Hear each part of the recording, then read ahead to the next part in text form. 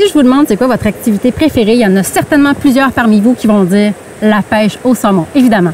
Et si je vous demande qu'est-ce qui fait de vous un bon pêcheur, une bonne pêcheuse, et ça c'est différent. Est-ce que c'est le nombre de sorties dans toute votre saison de pêche? Est-ce que c'est le nombre de plus beaux lancers que vous avez fait? Bien, c'est un ensemble de facteurs en fait. Et il y a Jean-Pascal Moller, qui est un pêcheur d'expérience de la nouvelle génération, mais qui connaît déjà toutes les bonnes pratiques.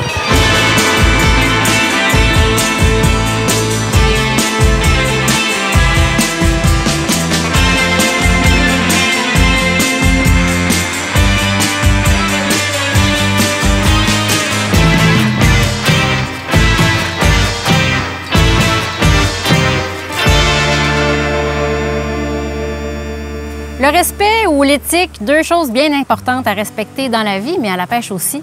Et Jean-Pascal, le respect, ça commence dès notre arrivée à notre lieu de pêche. On arrive en véhicule, puis on ne circule pas n'importe comment dans les champs ou dans les rues qui ont l'air d'être aménagées, les petits chemins. Il y a quand même un certain code à respecter parce que, n'oublions pas qu'on n'est pas chez nous. Non, en fait, de circuler un peu n'importe où, ça a déjà causé des pertes d'accès à certains territoires de pêche. Donc, il faut savoir que les propriétaires nous donnent accès à certaines fosses. Alors, il faut respecter la signalisation.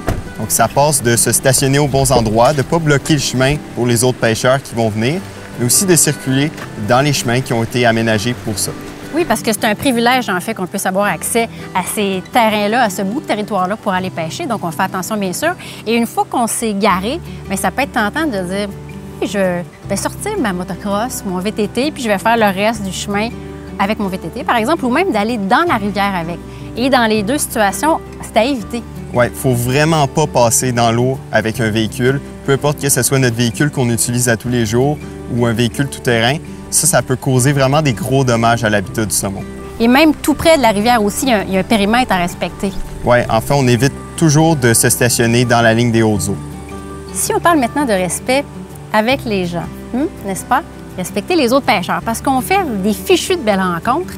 On arrive dans une fosse, il y a plein de monde, mais on ne peut pas arriver comme ça puis se mettre à moucher n'importe où, n'importe quand, à travers ceux qui sont déjà là.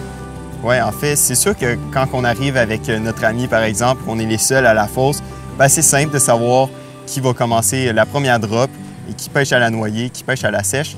Mais ce n'est pas toujours le cas. Des fois, on arrive, il y a d'autres pêcheurs, et dans cette situation-là, il faut respecter le système de rotation. Ça, c'est tout simplement de se placer derrière les autres pêcheurs, donc en amont de la fosse. Et après chaque lancer, on fait un pas vers le bas de la rivière. Donc, un vrai pas, là, même si on a un petit peu d'action, ça nous tente de rester, il faut continuer notre rotation parce qu'il y a d'autres pêcheurs qui veulent venir. C'est mon cas où j'arrive dans une fosse, il y a plein d'autres pêcheurs, justement. Est-ce que je peux me mettre à la sèche puis pêcher en aval? En fait, quand on est seul, on peut pêcher à la sèche en aval, mais quand il y a d'autres pêcheurs, il faut respecter le système de rotation, donc partir en amont de la fosse. Un autre scénario qui peut se produire, c'est quand on arrive dans un spot de pêche où on peut pêcher des deux côtés de la rivière, où on se dit, OK, cette fois-là, je m'en vais pêcher en canot. Ça peut être très agréable aussi, mais concrètement, comment on fait pour que tout ça vive bien ensemble avec les autres pêcheurs qui sont là? C'est une excellente question. En fait, la plupart du temps, les pêcheurs des deux côtés de la fosse vont garder un même système de rotation en gardant les mêmes distances. Mais il faut savoir qu'à la pêche au saumon, il n'y a pas de code d'éthique universel. Chaque rivière peut avoir un code d'éthique particulier. C'est notre devoir en tant que pêcheur d'aller lire sur les différents sites des différentes rivières au Québec pour être bien préparé quand on arrive à la pêche. Est-ce qu'il y a d'autres choses qu'on oublie, d'après toi? Tu sais, des fois, on est pris un peu dans le tourbillon du travail, on part vite, puis c'est des petits gestes vraiment insignifiants, mais qui, encore une fois, font qu'on manque de respect, par exemple. Oui, quand on arrive à une fosse, on évite de faire du bruit, puis aussi on évite de rentrer dans l'eau du premier coup. Ça pourrait déranger les autres pêcheurs, mais aussi la fosse avec les saumons qui s'y retrouvent. Puis quand il y a un pêcheur en action, on fait attention là, quand on veut passer derrière lui pour pas se faire piquer par sa mouche. Ça fait partie des risques du métier, donc oui, on fait attention. Merci, parce que c'est toutes des choses qui sont pleines de bon sens. C'est du gros bon sens, en fait. Merci, Jean-Pascal. Donc, on respecte les lieux, le territoire, les chemins d'accès. On respecte aussi les autres pêcheurs. Les hommes, les femmes, il y en a de plus en plus, des femmes qui pêchent, c'est merveilleux, mais on se parle, tout ce beau monde-là. Il y a de belles rencontres à faire, mais on reste respectueux. Et on respecte également les employés, les gens qui s'occupent du territoire, de l'aménagement, qui vont rendre votre expérience encore plus agréable.